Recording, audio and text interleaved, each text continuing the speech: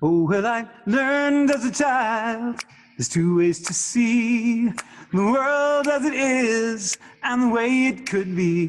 Some people say that's just not my problem. Some people do what must be done. Now they see the hole in the fabric that must be sewn. They see the wave blockaded and they roll back the stone. They see the day beyond the horizon, and they do what must be done. Yes, some people do what must be done. Well, they do what must be done. They see the day beyond the horizon, and they do what must be done. Now I've seen the toll taken, the tears that were shed. I've seen the journey started and the ripples spread. So people say that's just not my problem.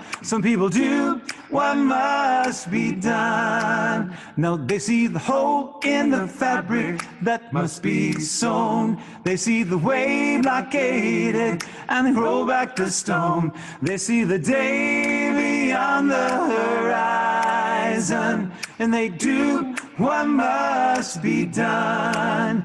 Yes, some people do what must be done. Well, they do what must be done. They see the day beyond the horizon, and they do what must be done. Yes, some people do what must be done. Well, they do what must be done. They see the day beyond the horizon, and they do what must be done. They see the day beyond the horizon, and they do what must be done. They see the day beyond the horizon,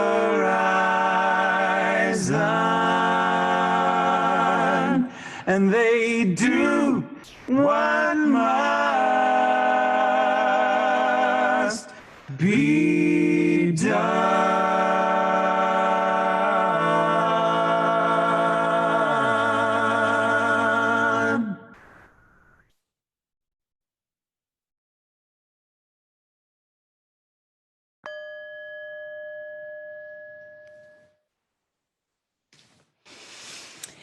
Good morning, everyone. Welcome to our Sunday morning worship service brought to you from the Unitarian Universalist Congregation of York.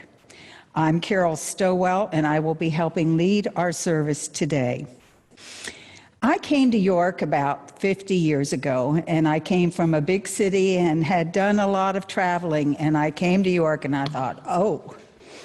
But when I found UUCY, I found my tribe. And that was 30 years ago, and I have treasured each one of you. And I'm so glad we can be together.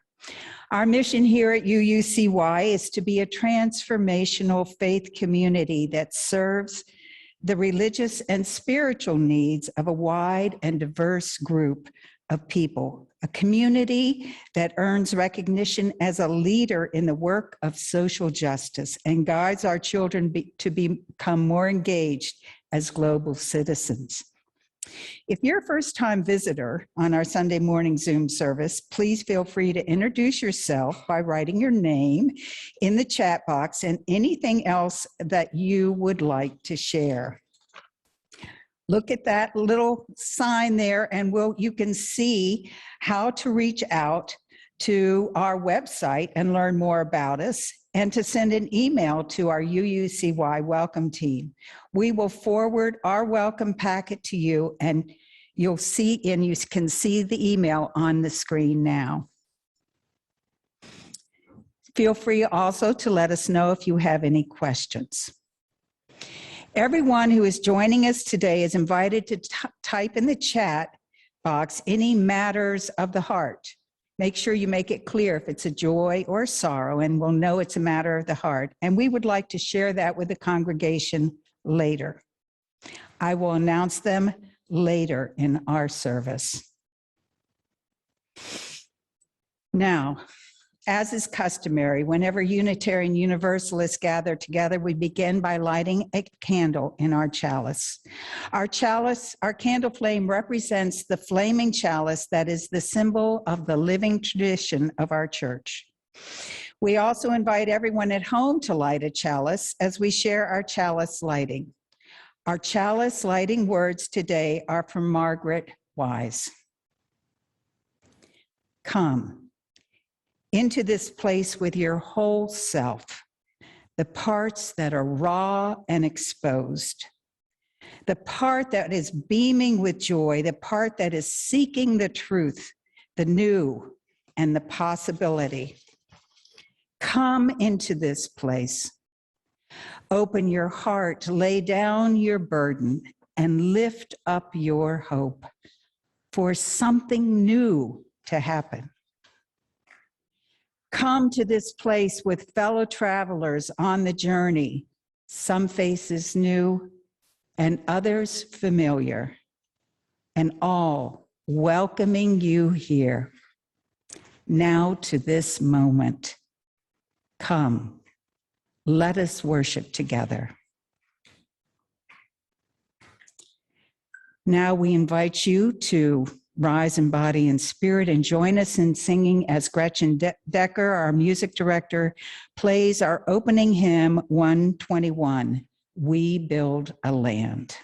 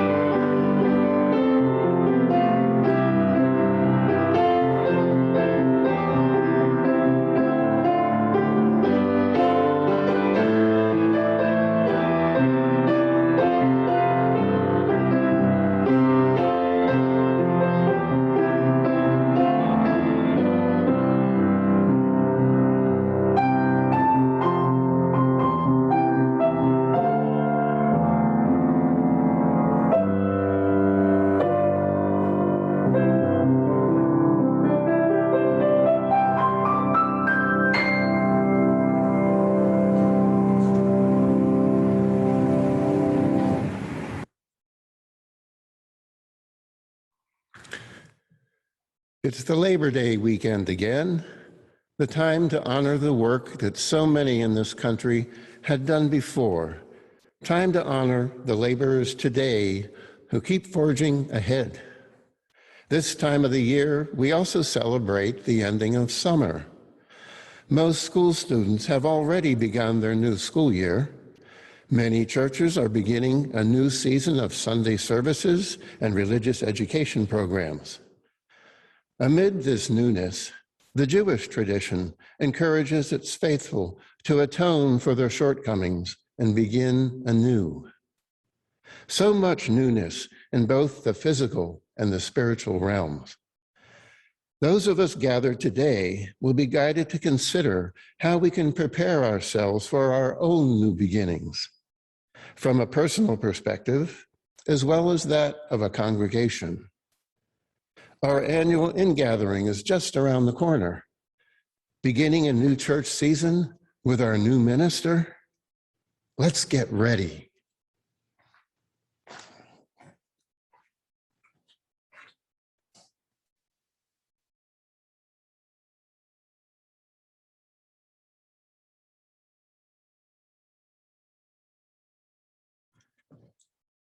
Good morning, everyone. My name is Matthew Shinneman, and I am the Director of Lifespan Faith Development here at UUCY, and it is an honor and a privilege to be with you this morning. The story I have to share with you this morning comes from the ancient wisdom of China, a folk tale shared down through the ages, and it's called Maybe Yes, Maybe No. Now, a long time ago, there was a farm, and on this farm, it was tended by the farmer, his wife, and their son. And one day, the son was out tending the field, and he forgot to close the gate. And unfortunately, their one horse, the one horse that they used to plow the fields and do so much labor on that farm, ran away. Now, see, the neighbors, they came over, and they said to the farmer, "Oh, what awful luck you have." And the farmer says, "Well, maybe yes, maybe no." Now, a few days later, the horse returned, but not just by itself. It came with 3 other horses. And the son was prepared, didn't want to lose the horse this time. So as all 4 horses came through the gate, the son closed the gate. And now the farm had 4 horses. And the neighbors came back to the farmer and said, what wonderful luck you have. You now have 4 horses. And the farmer said, "Well, maybe yes, maybe no." Now you see, some of the horses that came back, they weren't as trained and tame as the farm's original horse. They were wild spirits, let us say. So the son decided he needed to train the horses, needed to break them in. So riding one of the wild horses, trying to tame it, he was bucked off that horse, flew down to the ground, and broke his arm. Now again, the neighbors saw this, and they came to the farmer and said, "What awful luck you have. Your son has just broken his arm." And again, the farmer said, "Well, maybe yes, maybe no." Now the next day, the army came marching through the towns. And you see, they were looking to conscript young men into the army to fight for their country. But when they got to the farm, they saw that the son had a broken arm. And they excused him from having to serve in the army. And the neighbors again came to the farmer and said, "What great luck you have. Because of your son's broken arm, he won't have to serve in the army." And again, the farmer said, "Maybe yes, maybe no." Now, of course, the moral of this story, the point here, is that things in and of themselves are not bad. They are not good. It is how the rest of time plays out that we can greater understand the events that happen to us.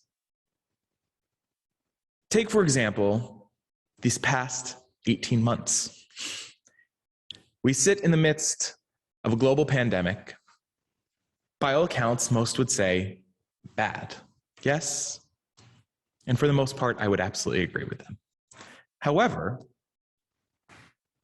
what good can we see or can we bring in the midst of our bad situations? In the months following the nationwide and global-wide shutdowns, we saw the earth heal itself. We have seen a resurgence in the understanding of what it means to be a community. We have understood that even though we cannot be here in this beautiful sanctuary, we are still very much the church. We the people. And it is those connections and relationships that make us a community. So in the midst of anything bad or good that may happen, look beyond that situation to see what else may be. And in those times that may feel bad, look for how you might be able to make some good out of it. Blessings be. Have a good rest of the service.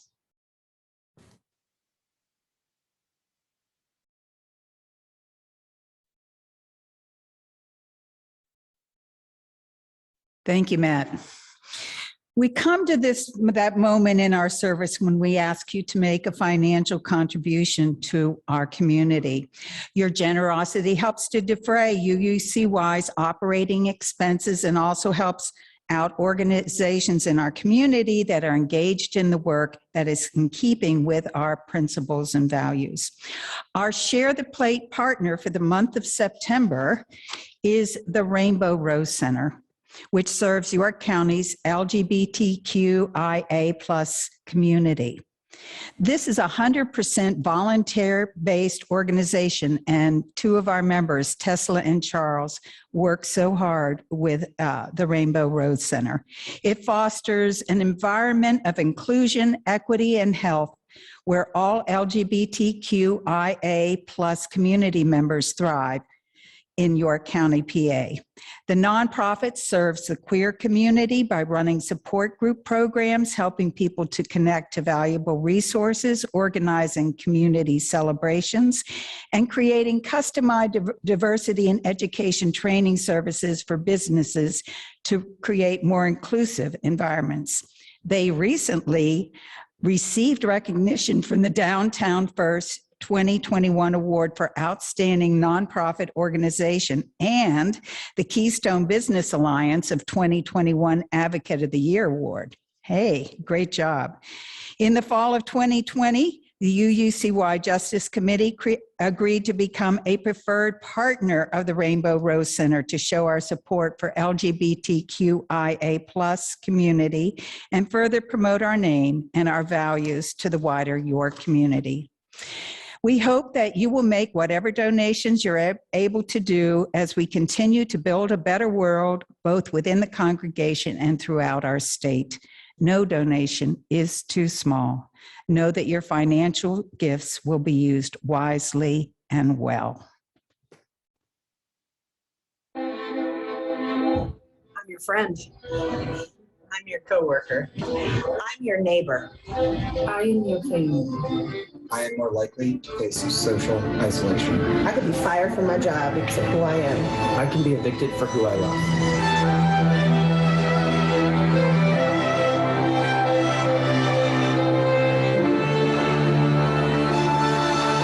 We are an important part of the York community.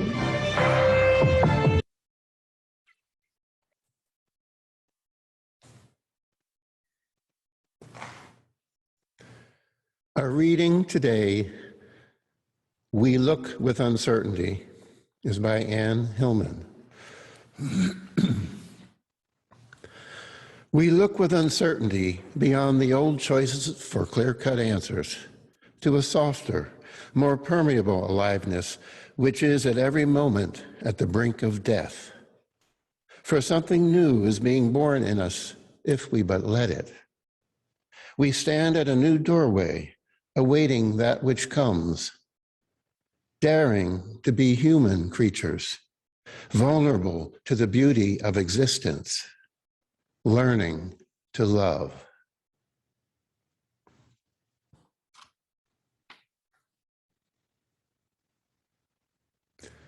The sermon I'm presenting to you today is not my own. With permission, I am presenting a sermon by Reverend Sarah Lawal, who has graciously shared it in our September Soul Matters resources. There are a few times when Reverend Sarah writes in the first person, telling some of her personal story. I will be sure to clarify those moments at the appropriate time. Sarah tells us, I've been using the book To Bless the Space Between Us by John O'Donohue for much of my spiritual reflection this summer, and I can't put it down. Actually, I've been doing the same thing. I take great comfort in the style with which O'Donohue imparts his spiritual nourishment. Sarah continues, his words sing off the page and into my heart. They have made me think about life differently, with even greater reverence and reflection. Not only does O'Donohue suggest that anyone can give a blessing, he also shares that blessing can be a way of life, a lens through which the whole world is transformed.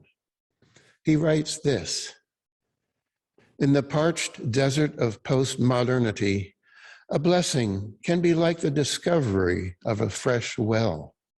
It would be lovely if we could rediscover our power to bless one another. I believe each of us can bless. When a blessing is invoked, it changes the atmosphere. Some of the plenitude flows into our hearts from the invisible neighborhood of loving kindness. Hear that again.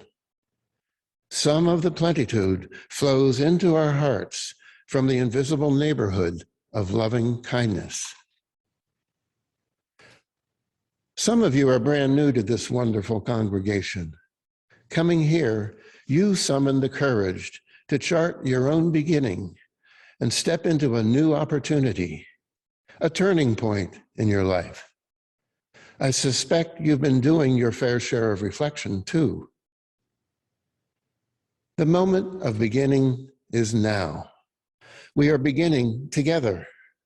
As we begin a new church season with our new minister, who you'll see in our pulpit next Sunday, let's not get so swept up in the new ways of work and business of church, in goals, agendas, forms, and new policies, and reports and meetings, that we forget to honor, to celebrate the blessing, the bless this moment now. Because a new beginning is one of those moments when life shifts, when we embark on a new path, however slight, and find ourselves in new territory, navigating new changes and the unknown. These moments are what John O'Donohue calls life's thresholds. These thresholds are not just big moments. They include all the small, sometimes overlooked moments of life too. Moments like absence, belonging, beauty, loneliness, sharing a meal, or just waking up in the morning. Now here's an activity for you. What feels very new to you as you begin this time in your life? I welcome you to write your response in the chat box. We'll take a moment. There will be a little bit of background music.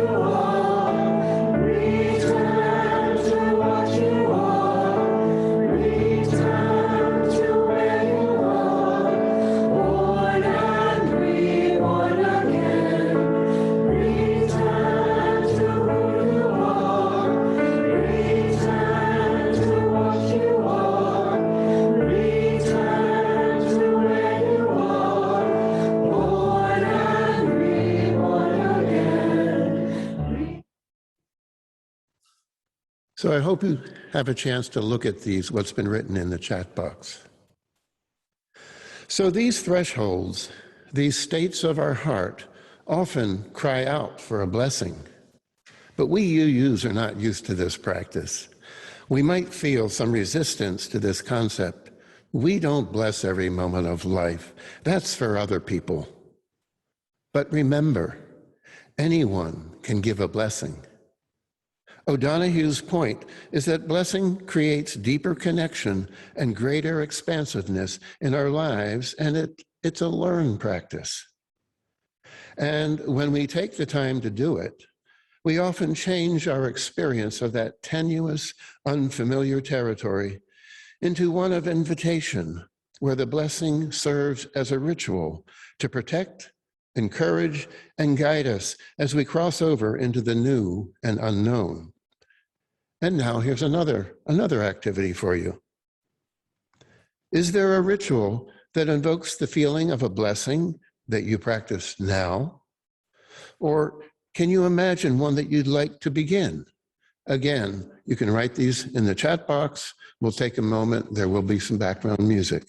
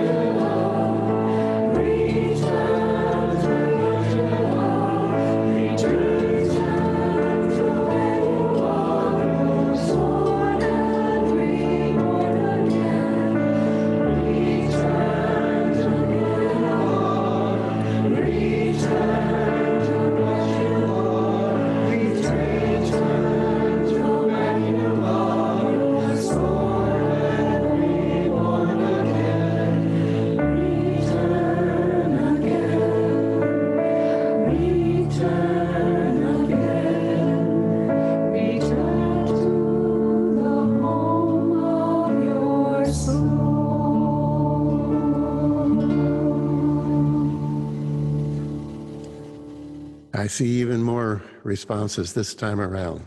I hope you have a chance to read these. We can also get a transcript of the chat box for you later this week. The beauty of beginnings is that they are ever present.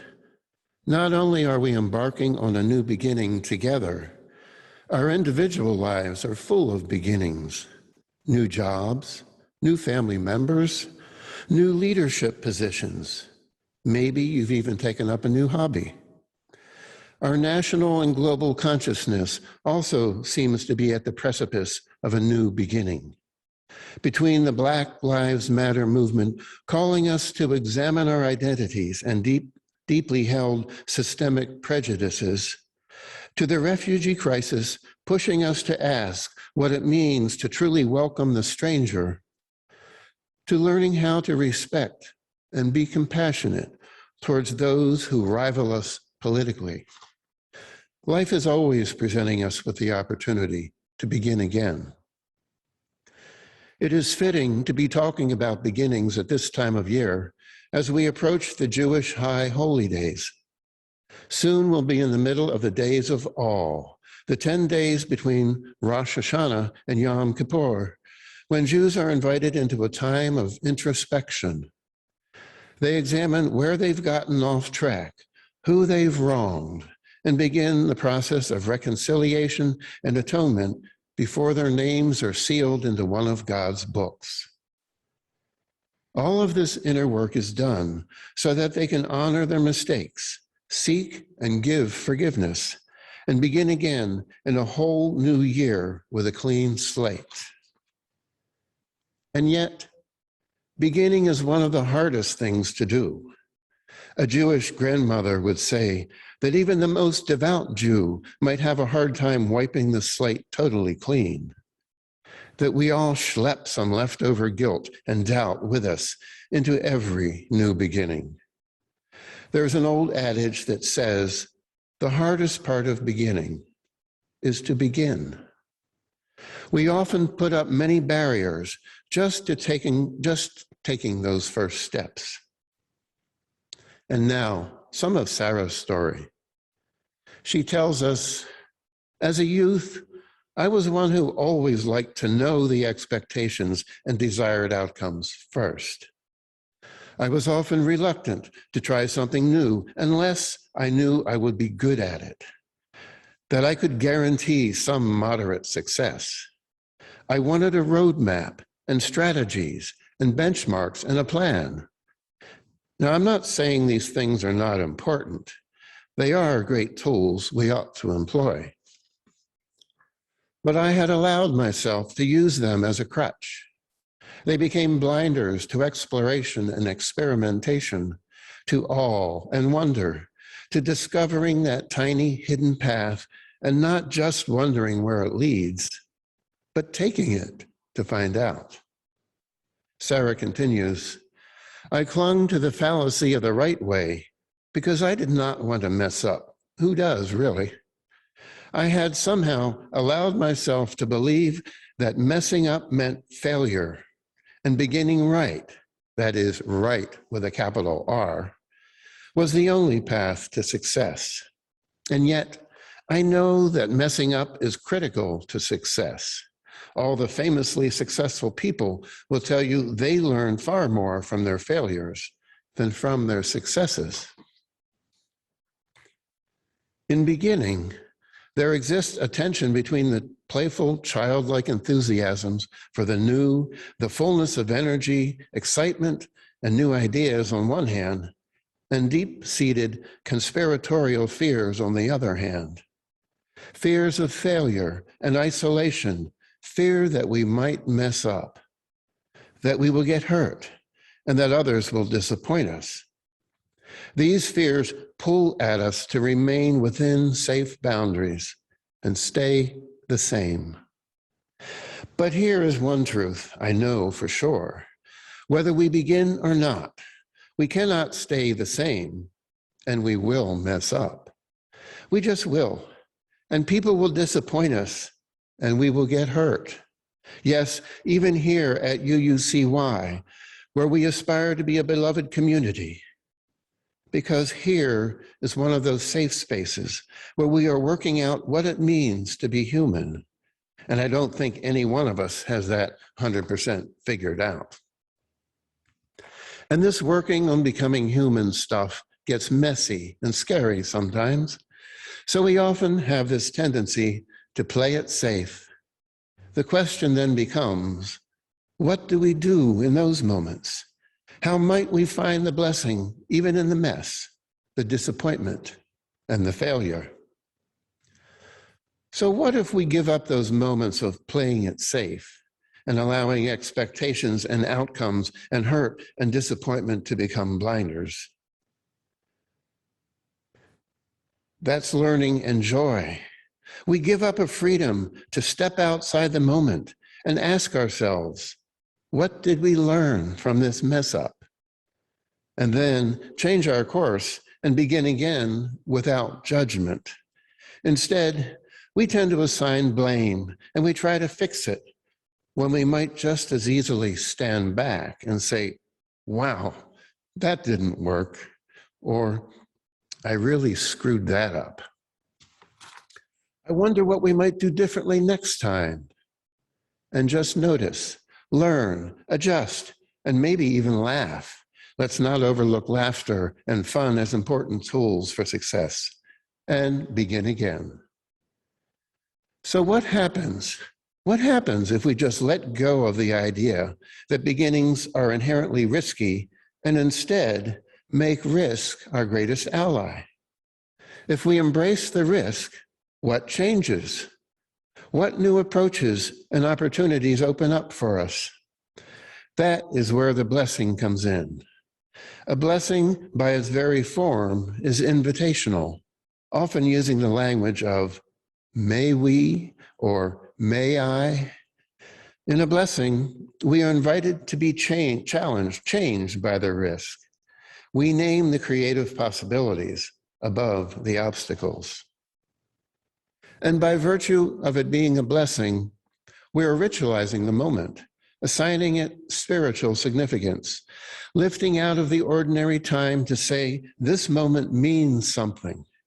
It is bigger than my individual self. That is the beauty of being part of a faith community like this one. We give ourselves permission to take life's thresholds, the ordinary and the extraordinary, the momentous and the mundane, and even the messy, and fill them with meaning, with affirmation, with sacredness, with blessing.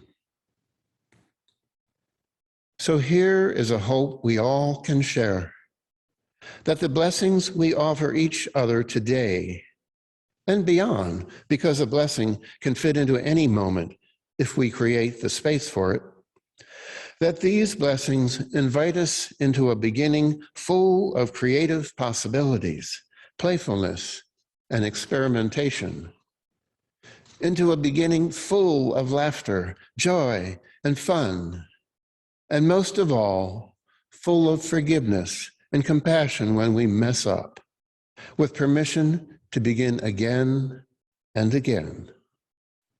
May it be so. Amen.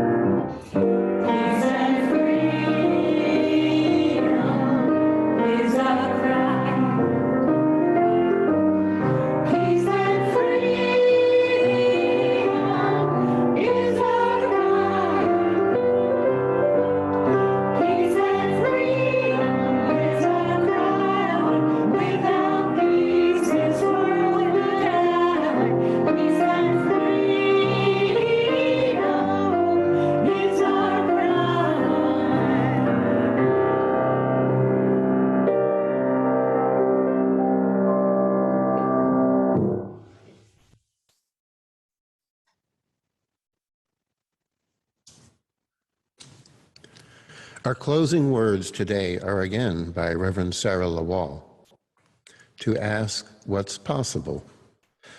Spirit of life and love, holy mystery, may we hear the voice within calling us to ask what's possible, to walk to the edge, to shed the fear and need for control, and dance with the infinite for a while.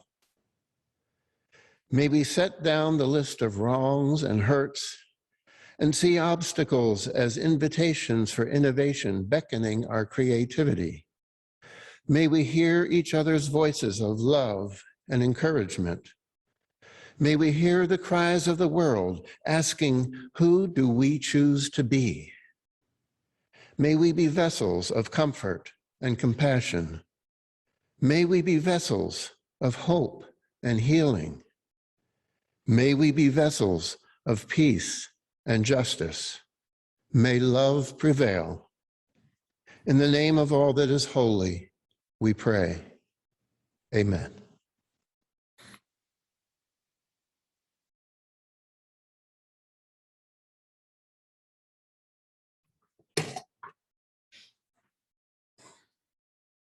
Now we come to bring our worship to a close, and we invite those at home who have lit their own chalice to extinguish it at this time as we read in unison the words of our closing. We extinguish this flame, but not the light of truth, the warmth of community, or the fire of commitment. These we will always carry in our hearts until we are together again.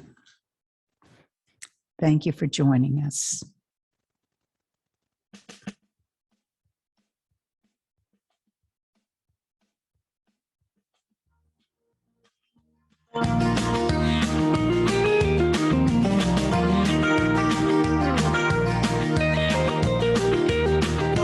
Sometimes I forget I need to dance. Spin around the floor like I got crazy pants. Letting myself go, getting in the flow. Don't be cool, play the fool. Move into another state of mind. Going there, not knowing where or what I'll find. Look in someone's eyes, dropping my disguise, oh my. I realize I'm still finding my way. Still finding my way. A little further every day. Further every day. Like that river in the song, rolling along to the place where I belong. Still learning to love. Learning to love. Teaching this old heart to open up. Really open up. Letting go what I don't need. Setting it free. 'Cause I know I'm where I need to be. Still finding my way.